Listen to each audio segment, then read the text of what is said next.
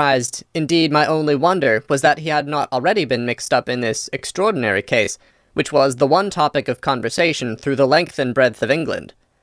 For a whole day, my companion had rambled about the room, with his chin upon his chest and his brows knitted, charging and recharging his pipe with the strongest black tobacco, and absolutely deaf to any of my questions or remarks. Fresh editions of every paper had been sent up by our newsagent, only to be glanced over and tossed down into a corner. Yet silent as he was, I knew perfectly well what it was over which he was brooding. There was but one problem before the public which could challenge his powers of analysis, and that was the singular disappearance of the favourite for the Wessex Cup, and the tragic murder of its trainer. When, therefore, he suddenly announced his intention of setting out for the scene of the drama, it was only what I had both expected and hoped for. "I should be most happy to go down with you if I should not be in the way," said I. "My dear Watson, you would confer a great favour upon me by coming, and I think that your time will not be misspent, for there are points about this case which promise to make it an absolutely unique one. We have, I think, just time to catch our train at Paddington, and I will go further into the matter upon our journey. You would oblige me by bringing with you your very excellent field glass." And so it happened that an hour or so later I found myself in the corner of a first-class carriage flying along en route for Exeter, while Sherlock Holmes, with his sharp, eager face, framed in his ear-flapped travelling cap, dipped rapidly into the bundle of fresh papers which he had procured at Paddington. We had left Reading far behind us before he thrust the last one of them under the seat, and offered me his cigar-case. "We're going well," said he, looking out the window and glancing at his watch. "Our rate at present is 53.5 miles an hour." "I've not observed the quarter-mile posts," said I. "Nor have I, but the telegraph posts upon this line are 60 yards apart, and the calculation is a simple one. I presume that you've looked into this matter of the murder of John Straker and the disappearance of Silverblaze." "I have seen what the Telegraph and the Chronicle have to say. It is one of those cases where the art of the reasoner should be used rather for the sifting of details than for the acquiring of fresh evidence. The tragedy has been so uncommon, so complete, and of such personal importance to so many people, that we're suffering from a plethora of surmise, conjecture, and hypothesis. The difficulty is to detach the framework of fact, of absolute, undeniable fact, from the embellishments of theorists and reporters. Then, having established ourselves upon this sound basis, it is our duty to see what inferences may be drawn and what are the special points upon which the whole mystery turns. On Tuesday evening, I received telegrams from both Colonel Ross, the owner of the horse, and from Inspector Gregory, who is looking after the case, inviting my cooperation." "Tuesday evening!" I exclaimed. "And this is Thursday morning. Why didn't you go down yesterday?" "Because I made a blunder, my dear Watson, which is, I'm afraid, a more common occurrence than anyone would think who only knew me through your memoirs. The fact is, that I could not believe it possible that the most remarkable horse in England could long remain concealed, especially in so sparsely inhabited a place as the north of Dartmoor. From hour to hour yesterday, I expected to hear that he had been found, and that his abductor was the murderer of John Straker. When, however, another morning had come, and I found that, beyond the arrest of young Fitzroy Simpson, nothing had been done, I felt that it was time for me to take action. Yet, in some ways, I feel that yesterday has not been wasted." "You have formed a theory, then?" "At least I've got a grip of the essential facts of the case. I shall enumerate them to you, for nothing clears up a case so much as stating it to another person, and I can hardly expect your cooperation if I do not show you the position from which we start." I lay back against the cushions, puffing at my cigar, while Holmes, leaning forward with his long, thin forefinger, checking off the points upon the palm of his left hand, gave me a sketch of the events which had led to our journey. "Silverblaze," said he, "is from the Sommomy stock, and holds as brilliant a record as his famous ancestor. He is now in his 5th year, and has brought in turn each of the prizes of the turf to Colonel Ross, his fortunate owner. Up to the time of the catastrophe, he was the first favourite for the Wessex Cup, the betting being 3-1 on him. He's always, however, been a prime favourite with the racing public, and has never yet disappointed them, so that, even at those odds, enormous sums of money have been laid upon him. It is obvious, therefore, that there were many people who had the strongest interest in preventing Silverblaze from being there at the fall of the flag next Tuesday. The fact was of course appreciated at King's Pyland, where the Colonel's training stable is situated. Every precaution was taken to guard the favourite. The trainer, John Straker, is a retired jockey who rode in Colonel Ross's colours before he became too heavy for the weighing chair. He has served the Colonel for 5 years as jockey, and for 7 as trainer, and has always shown himself to be a zealous and honest servant. Under him were 3 lads, for the establishment was a small one, containing only 4 horses in all. One of these lads sat up each night in the stable, while the others slept in the loft. All 3 bore excellent characters. John Straker, who is a married man, lived in a small villa about 200 yards from the stables. He has no children, keeps 1 maidservant, and is comfortably off. The country round is very lonely, but about half a mile to the north there is a small cluster of villas which have been built by a Tavistock contractor for the use of invalids and others who may wish to enjoy the pure Dartmoor air. Tavistock itself lies 2 miles to the west, while across the moor, also about 2 miles distant, is the larger training establishment of Mapleton, which belongs to Lord Backwater, and is managed by Silas Brown. In every other direction, the moor is a complete wilderness, inhabited only by a few roaming gypsies. Such was the general situation last Monday night when the catastrophe occurred. On that evening the horses had been exercised and watered as usual, and the stables were locked up at 9 o'clock. 2 of the lads walked up to the trainer's house, where they had supper in the kitchen, while the third, Ned Hunter, remained on guard. At a few minutes after 9, the maid Edith Baxter carried down to the stables his supper, which consisted of a dish of curried mutton. She took no liquid, as there was a water tap in the stables, and it was the rule that the lad on duty should drink nothing else.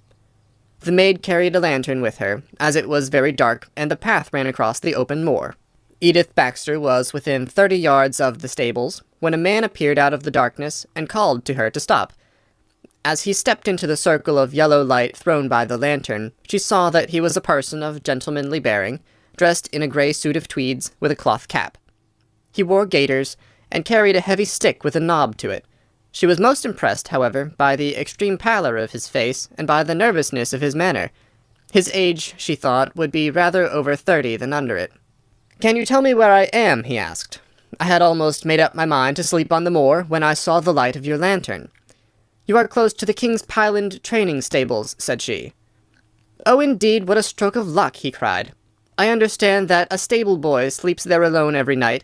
Perhaps that is his supper which you are carrying to him. Now, I am sure that you would not be too proud to earn the price of a new dress, would you?" He took a piece of white paper, folded up, out of his waistcoat pocket. "See that the boy has this tonight, and you shall have the prettiest frock that money can buy." She was frightened by the earnestness of his manner, and ran past him to the window through which she was accustomed to hand the meals. It was already opened, and Hunter was seated at the small table inside. She had begun to tell him of what had happened, when the stranger came up again. "Good evening," said he, looking through the window. "I wanted to have a word with you." The girl has sworn that as he spoke she noticed the corner of the little paper packet protruding from his closed hand. "What business have you here?" asked the lad. "It's business that may put something into your pocket," said the other. "You've 2 horses in for the Wessex Cup, Silver Blaze and Bayard. Let me have the straight tip, and you won't be a loser. It is a fact that at the weights Bayard could give the other 100 yards in 5 furlongs, and that the stable have put their money on him." "So you're one of those damned touts," cried the lad. "I'll show you how we serve them in King's Pyland." He sprang up and rushed across the stable to unloose the dog. The girl fled away to the house, but as she ran she looked back and saw that the stranger was leaning through the window. A minute later, however, when Hunter rushed out with the hound, he was gone, and though he ran all round the buildings, he failed to find any trace of him. "One moment," I asked. "Did the stable boy, when he ran out with the dog, leave the door unlocked behind him?" "Excellent, Watson, excellent," murmured my companion. "The importance of the point struck me so forcibly that I sent a special wire to Dartmoor yesterday to clear the matter up. The boy locked the door before he left it. The window, I may add, was not large enough for a man to get through."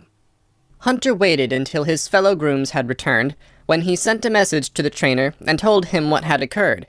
Straker was excited at hearing the account, although he does not seem to have quite realized its true significance. It left him, however, vaguely uneasy, and Mrs. Straker, waking at 1 in the morning, found that he was dressing.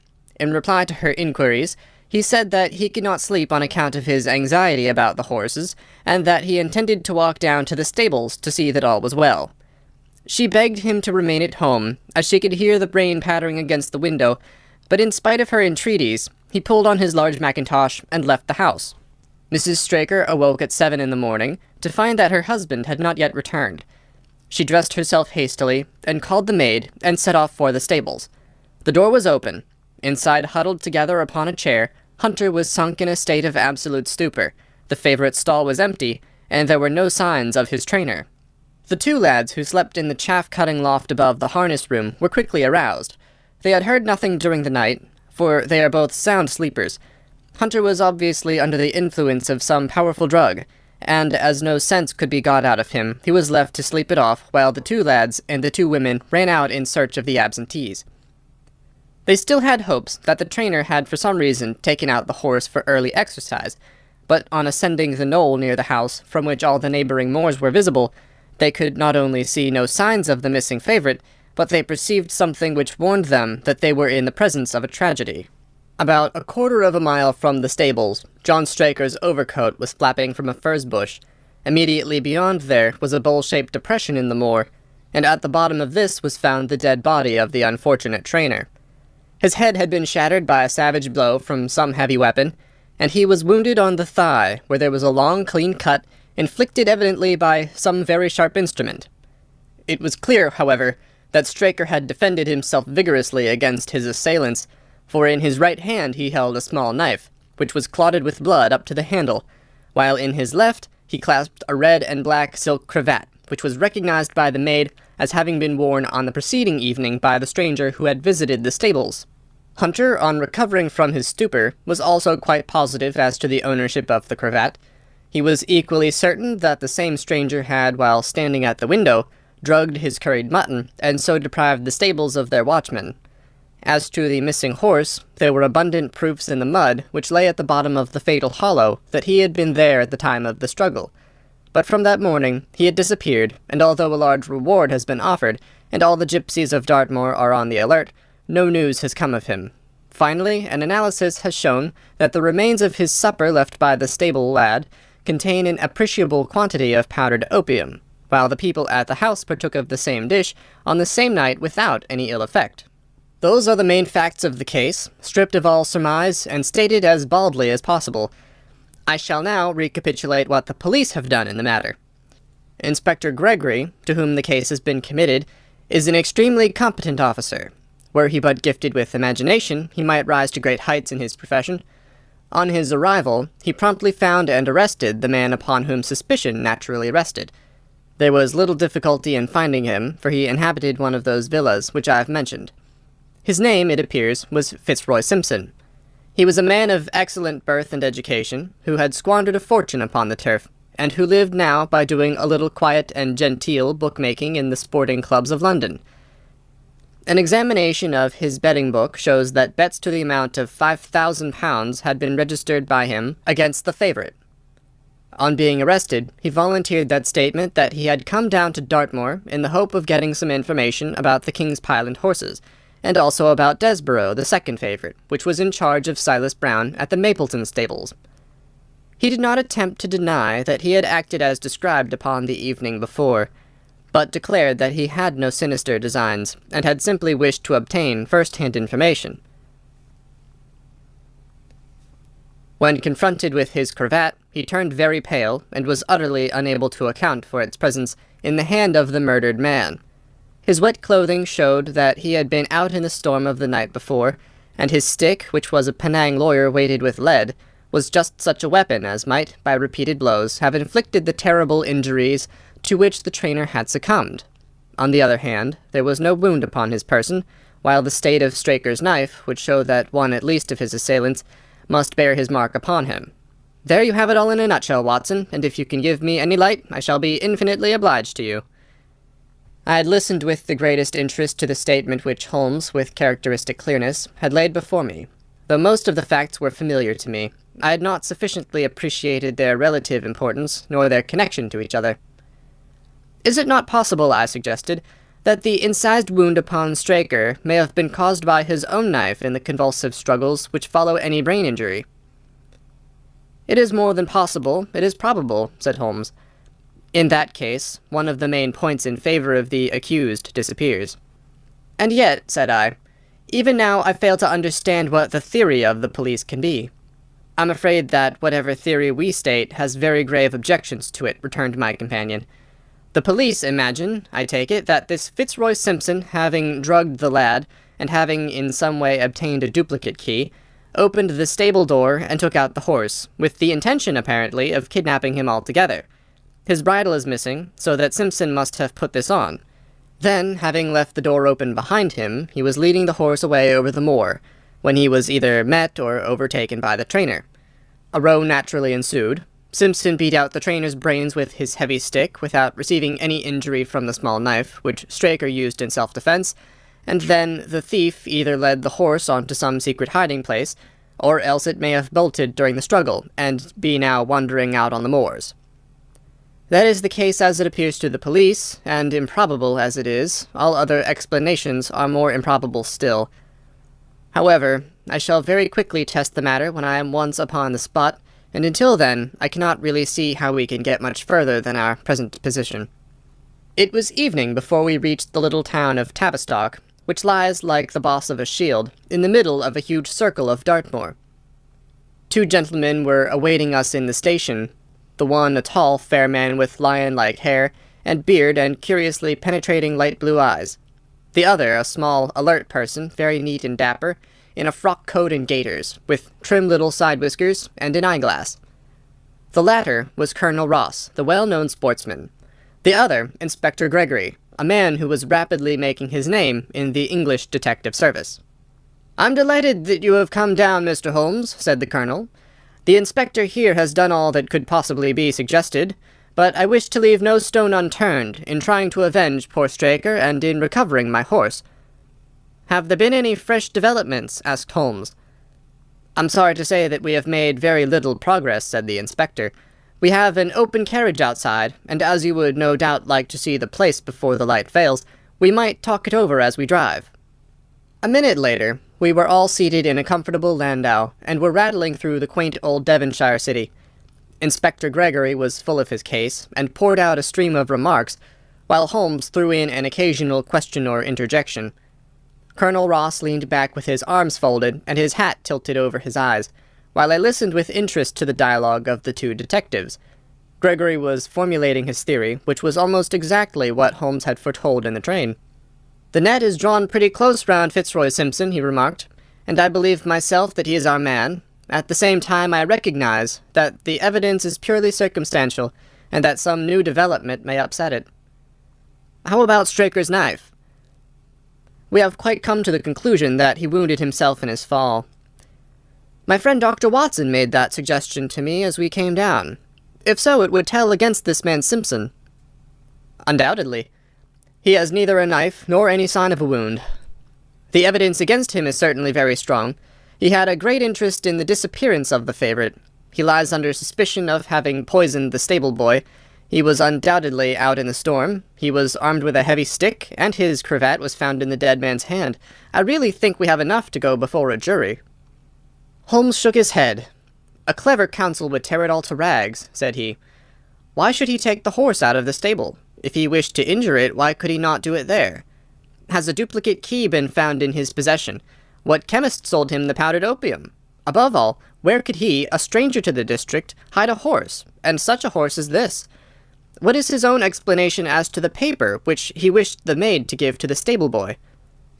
"He says that it was a 10-pound note. One was found in his purse. But your other difficulties are not so formidable as they seem. He's not a stranger to the district. He's twice lodged at Tavistock in the summer. The opium was probably brought from London. The key, having served its purpose, would be hurled away. The horse may be at the bottom of one of the pits or old mines upon the moor."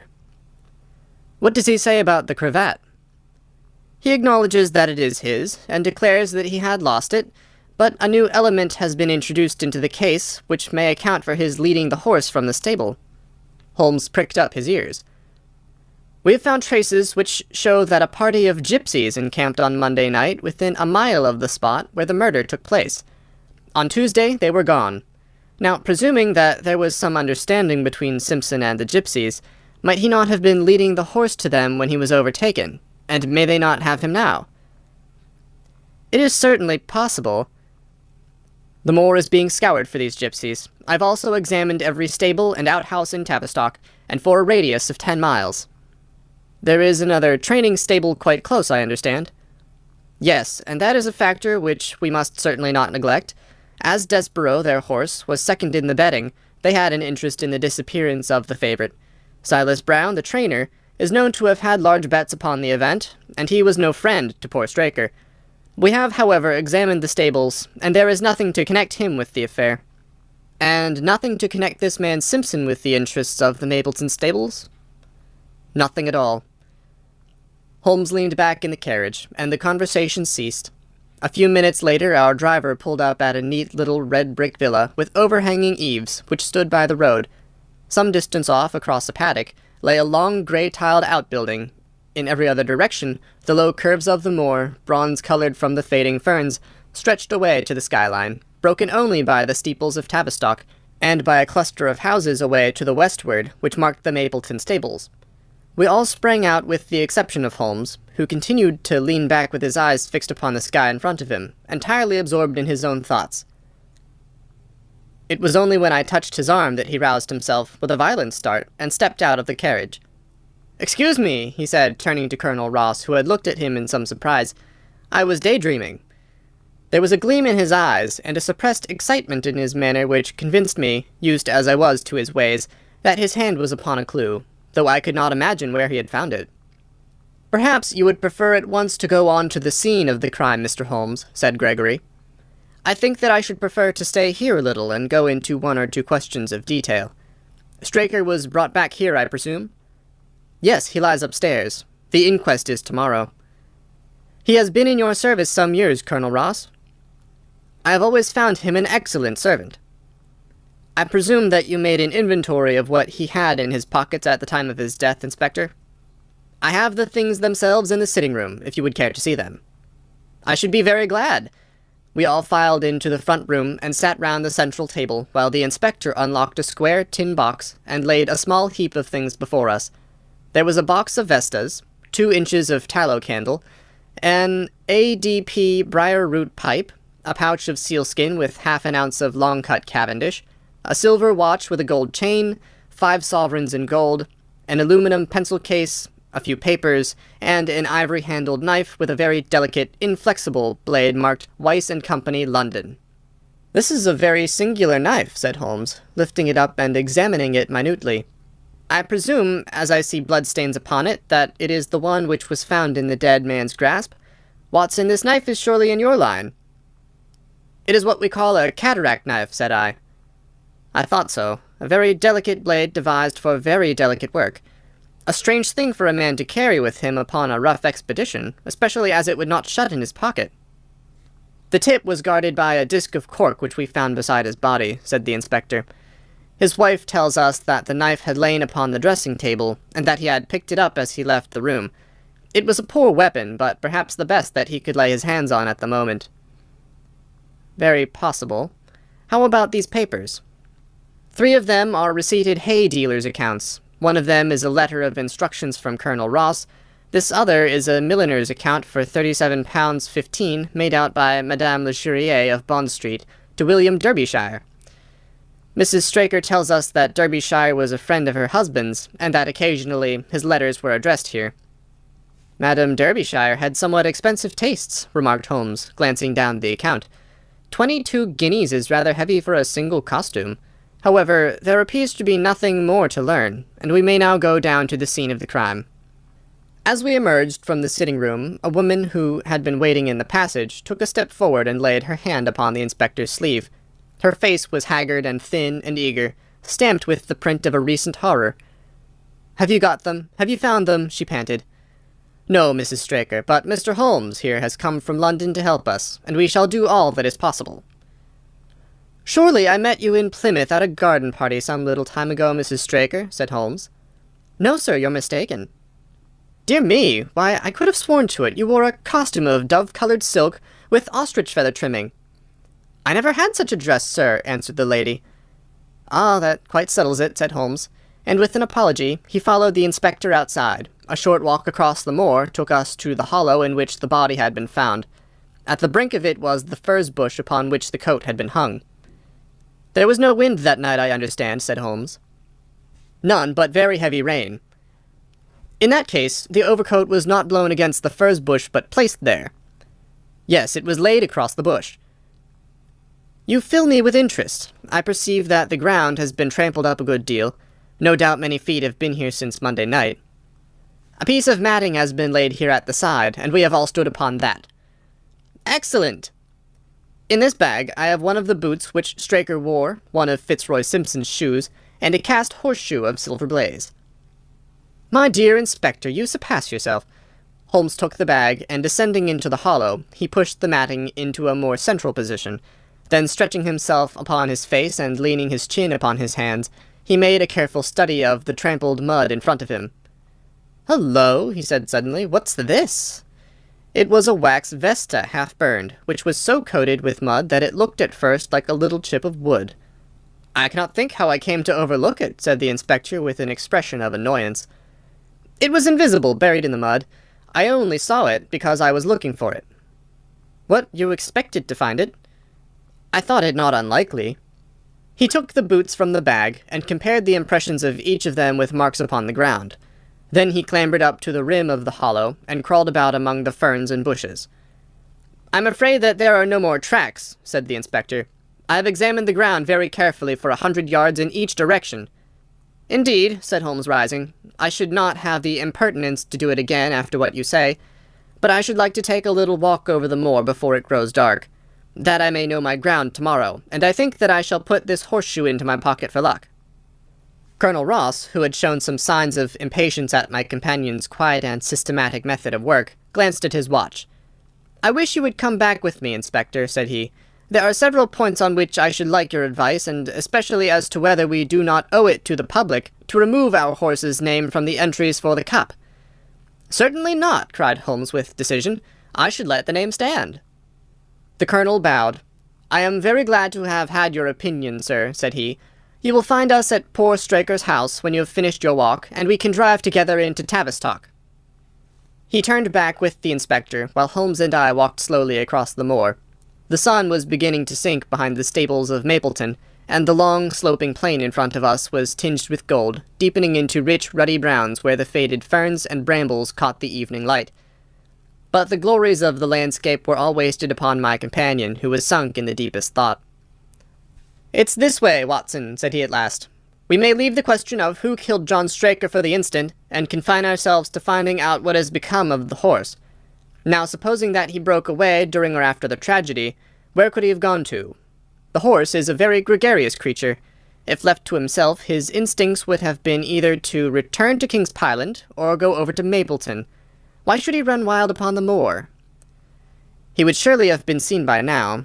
And why should gypsies kidnap him? These people always clear out when they hear of trouble, for they do not wish to be pestered by the police.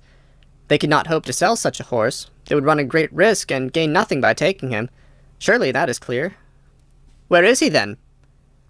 I have already said that he must have gone to King's Pyland or to Mapleton. He's not at King's Pyland, therefore he is at Mapleton. Let us take that as a working hypothesis, and see what it leads us to. This part of the moor, as the inspector remarked, is very hard and dry, but it falls away towards Mapleton, and you can see from here that there is a long hollow over yonder, which must have been very wet on Monday night.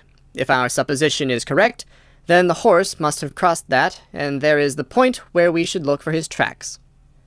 We had been walking briskly during this conversation, and a few more minutes brought us to the hollow in question.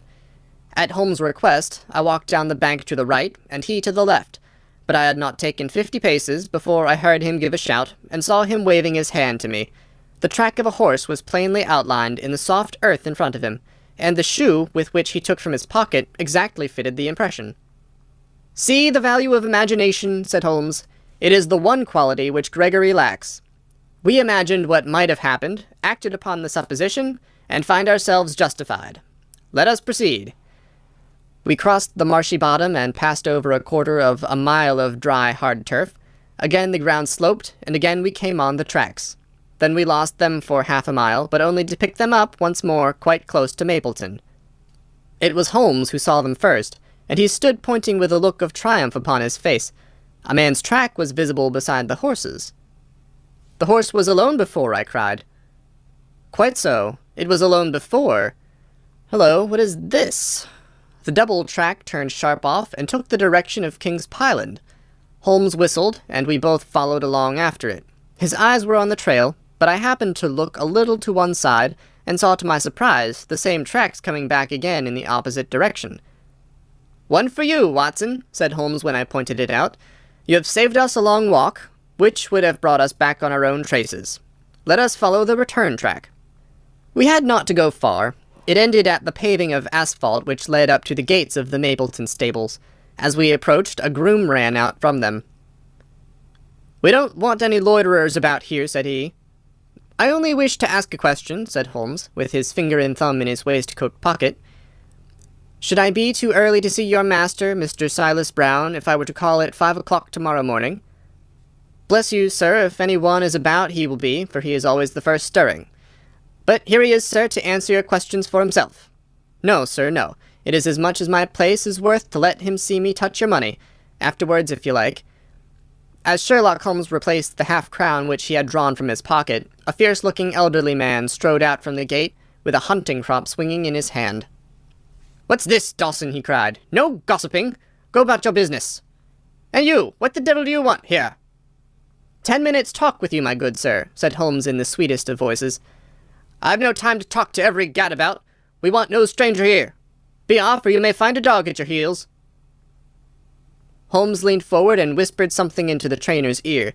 He started violently and flushed to the temples. "It's a lie!" he shouted. "An infernal lie!" "Very good. Shall we argue about it here in public, or talk it over in your parlour?" "Oh, come in if you wish to." Holmes smiled. "I shall not keep you more than a few minutes, Watson," said he. "Now, Mr. Brown, I'm quite at your disposal." It was 20 minutes, and the reds had all faded into greys before Holmes and the trainer reappeared. Never have I seen such a change as had been brought about in Silas Brown in that short time. His face was ashy pale, beads of perspiration shone upon his brow, and his hands shook like the hunting crop wagged like a branch in the wind. His bullying, overbearing manner was all gone, too, and he cringed along at my companion's side like a dog with its master. "Your instructions will be done. It shall all be done," said he. "There must be no mistake," said Holmes, looking round at him. The other winced as he read the menace in his eyes. "Oh, no, there shall be no mistake. It shall be there. Should I change it first or not?" Holmes thought a little, and then burst out laughing. "No, don't," said he. "I shall write to you about it. No tricks now, or, 'Oh, you can trust me, you can trust me.'" "Yes, I think I can. Well, you shall hear from me tomorrow." He turned upon his heel, disregarding the trembling hand which the other held out to him, and we set off for King's Pyland. "A more perfect compound of the bully, coward, and sneak than Master Silas Brown I have seldom met with," remarked Holmes as we trudged along together. "He has the horse, then?" He tried to bluster out of it, but I described to him so exactly what his actions had been upon that morning that he's convinced that I was watching him. Of course you observed the peculiarly square toes in the impressions, and that his own boots exactly corresponded to them. Again, of course, no subordinate would have dared to do such a thing. I described to him how, when according to his custom he was the first down, he perceived a strange horse wandering over the moor. How he went out to it, and his astonishment at recognizing from the white forehead which has given the favourite its name, that chance had put in his power the only horse which could beat the one upon which he had put his money. Then I described how his first impulse had been to lead him back to King's Pyland, and how the devil had shown him how he could hide the horse until the race was over, and how he had led it back and concealed it at Mapleton. When I told him every detail, he gave it up and thought only of saving his own skin. But his stables had been searched. Oh, an old horse-faker like him has many a dodge. But are you not afraid to leave the horse in his power now, since he has every interest in injuring it? My dear fellow, he will guard it as the apple of his eye. He knows that his only hope of mercy is to produce it safe. Colonel Ross did not impress me as a man who would be likely to show much mercy in any case. The matter does not rest with Colonel Ross. I follow my own methods, and tell as much or as little as I choose. That is the advantage of being unofficial. I don't know whether you observed it, Watson, but the Colonel's manner has been just a trifle cavalier to me. I am inclined now to have a little amusement at his expense. Say nothing to him about the horse." "Certainly not without your permission. And of course, this is all quite a minor point compared to the question of who killed John Straker." "And you will devote yourself to that?" "On the contrary, we both go back to London by the night train." I was thunderstruck by my friend's words. We had only been a few hours in Devonshire, and that he should give up an investigation which he had begun so brilliantly was quite incomprehensible to me. Not a word more could I draw from him until we were back at the trainer's house. The Colonel and the Inspector were awaiting us in the parlour. "My friend and I returned to town by the night express," said Holmes. "We have had a charming little breath of your beautiful Dartmoor air." The Inspector opened his eyes, and the Colonel's lip curled in a sneer. "So you despair of arresting the murderer of poor Straker?" said he. Holmes shrugged his shoulders. "There are certainly grave difficulties in the way," said he. "I have every hope, however, that your horse will start upon Tuesday, and I beg that you will have your jockey in readiness. Might I ask for a photograph of Mr. John Straker?" The Inspector took one from an envelope and handed it to him. "My dear Gregory, you anticipate all my wants. If I might ask you to wait here for an instant, I have a question which I should like to put to the maid." "I must say that I am rather disappointed in our London consultant," said Colonel Ross, bluntly as my friend left the room. "I do not see that we are any further than when he came." "At least you have his assurance that your horse will run," said I.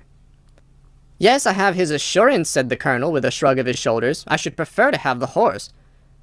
I was about to make some reply in defence of my friend when he entered the room again.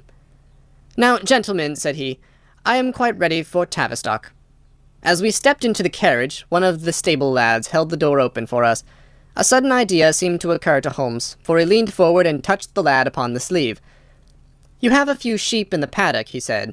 "Who attends to them?" "I do, sir." "Have you noticed anything amiss with them of late?" "Well, sir, not of much account, but 3 of them have gone lame, sir."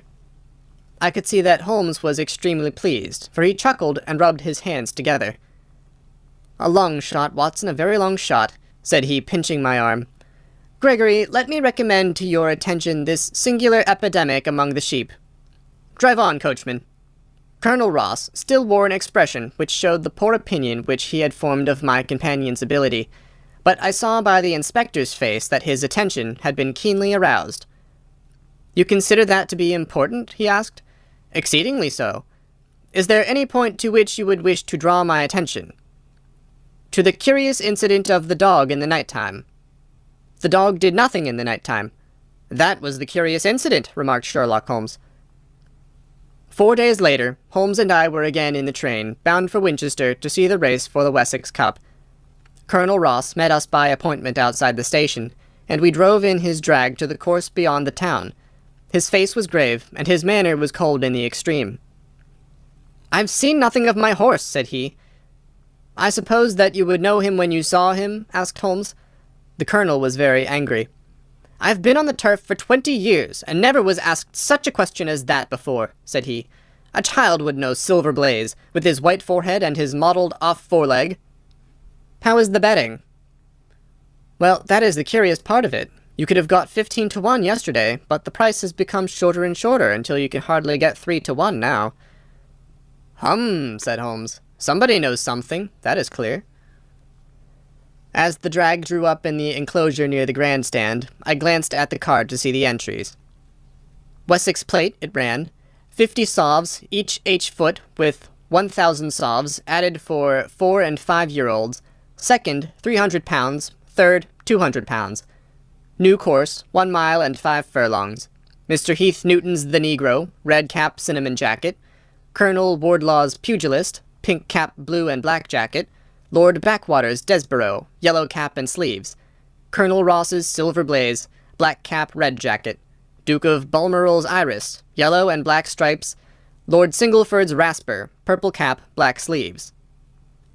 "We scratched our other one, and put all hopes on your word," said the Colonel. "Why, what is that, Silver Blaze favourite?" 5-4 against Silver Blaze, roared the ring. 5-4 against Silver Blaze. 5-15 against Desborough. 5-4 on the field. There are the numbers up, I cried. There are all 6 there.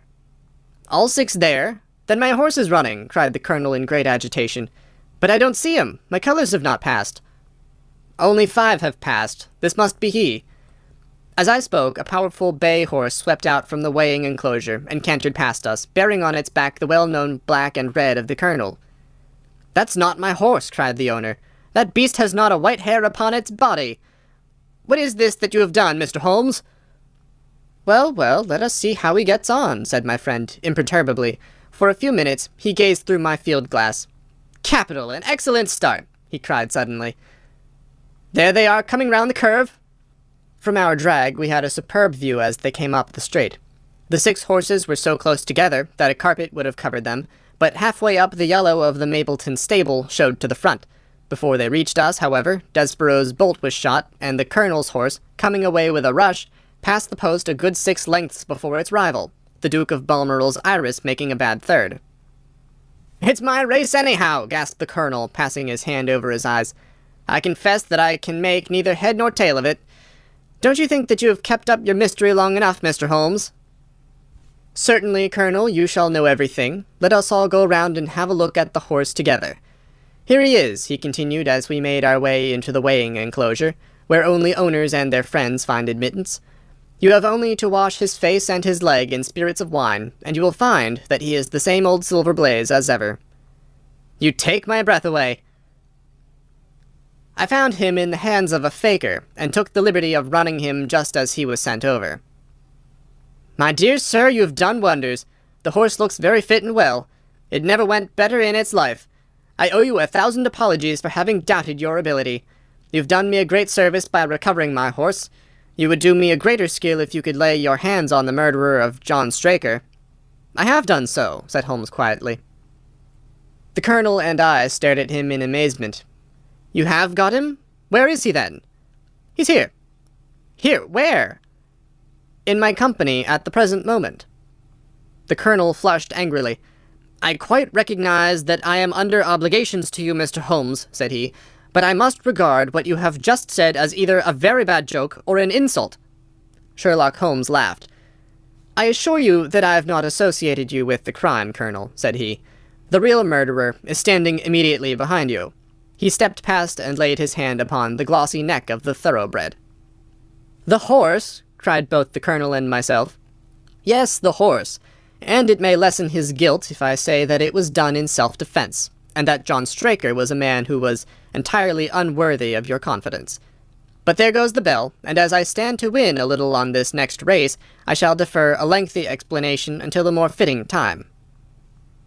We had a corner of a Pullman car to ourselves that evening as we whirled back to London, and I fancy that the journey was a short one to Colonel Ross as well as to myself, as we listened to our companion's narrative of the events which had occurred at the Dartmoor training stables upon the Monday night, and the means by which he had unravelled them. "I confess," said he, "that any theories which I had formed from the newspaper reports were entirely erroneous. And yet there were indications there, had they not been overlaid by other details which concealed their true import.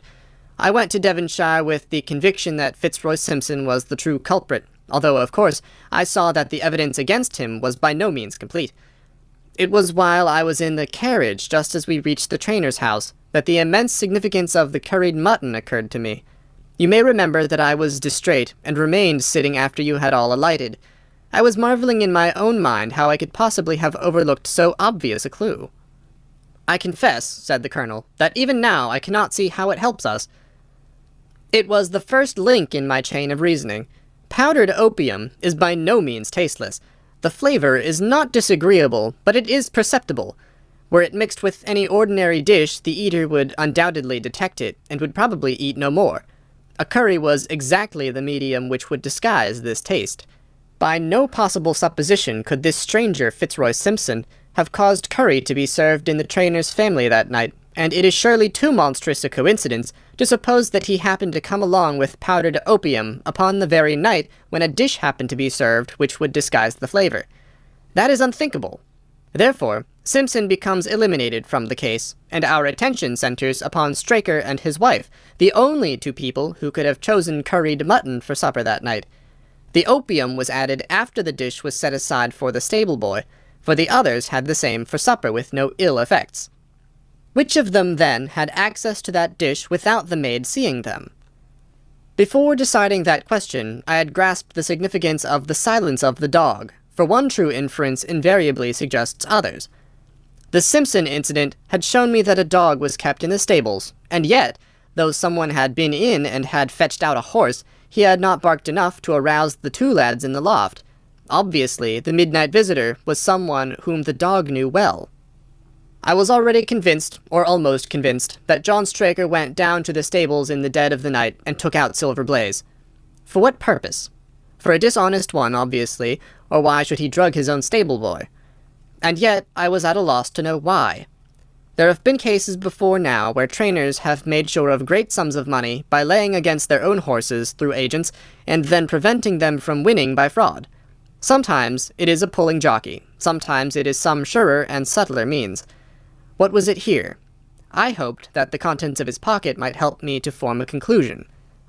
And they did so. You cannot have forgotten the singular knife which was found in the dead man's hand, a knife which certainly no sane man would choose for a weapon. It was, as Dr. Watson told us, a form of knife which is used for the most delicate operations known in surgery, and it was to be used for a delicate operation that night. You must know, with your wide experience of turf matters, Colonel Ross, that it is possible to make a slight nick upon the tendons of a horse's ham, and to do it subcutaneously, so as to leave absolutely no trace. A horse so treated would develop a slight lameness, which would be put down to a strain in exercise or a touch of rheumatism, but never to foul play. "Villain! Scoundrel!" cried the colonel. We have here the explanation of why John Straker wished to take the horse out onto the moor. So spirited a creature would have certainly roused the soundest of sleepers when it felt the prick of the knife. It was absolutely necessary to do it in the open air. "I've been blind!" cried the colonel. "Of course that was why he needed the candle, and struck the match." Undoubtedly, but in examining his belongings, I was fortunate enough to discover not only the method of the crime, but even its motives. As a man of the world, Colonel, you know that men do not carry other people's bills about in their pockets. We have most of us quite enough to do to settle our own. I at once concluded that Straker was leading a double life, and keeping a second establishment. The nature of the bill showed that there was a lady in the case, and one who had expensive tastes. Liberal as you are with your servants, one can hardly expect that they can buy 20-guinea walking dresses for their ladies. I questioned Mrs. Straker as to the dress without her knowing it, and having satisfied myself that it had never reached her, I made a note of the milliner's address, and felt that by calling therewith Straker's photograph, I could easily dispose of the mythical Derbyshire. From that time on, all was plain. Straker had led out the horse to a hollow where his light would be invisible. Simpson in his flight had dropped his cravat, and Straker had picked it up, with some idea perhaps that he might use it in securing the horse's leg. Once in the hollow, he had got behind the horse and had struck a light, but the creature, frightened at the sudden glare, and with the strange instinct of animals, feeling that some mischief was intended, had lashed out, and the steel shoe had struck Straker full on the forehead. He had already, in spite of the rain, taken off his overcoat in order to do his delicate task, and so, as he fell, his knife gashed his thigh. Do I make it clear? "Wonderful!" cried the colonel. "Wonderful! You might have been there!" My final shot was, I confess, a very long one. It struck me that so astute a man as Straker would not undertake this delicate tendon-nicking without a little practice. What could he practice on? My eyes fell upon the sheep, and I asked a question which, rather to my surprise, showed that my surmise was correct. When I returned to London, I called upon the milliner, who had recognized Straker as an excellent customer of the name of Derbyshire, who had a very dashing wife with a strong partiality for expensive dresses. I have no doubt that this woman had plunged him over head and ears in debt, and so led him into this miserable plot. "You have explained all but one thing," cried the colonel. "Where was the horse?" "Ah, it bolted, and was cared for by one of your neighbours. We must have an amnesty in that direction, I think. This is Clapham Junction, if I'm not mistaken, and we shall be in Victoria in less than 10 minutes. If you care to smoke a cigar in our rooms, Colonel, I shall be happy to give you any other details which might interest you.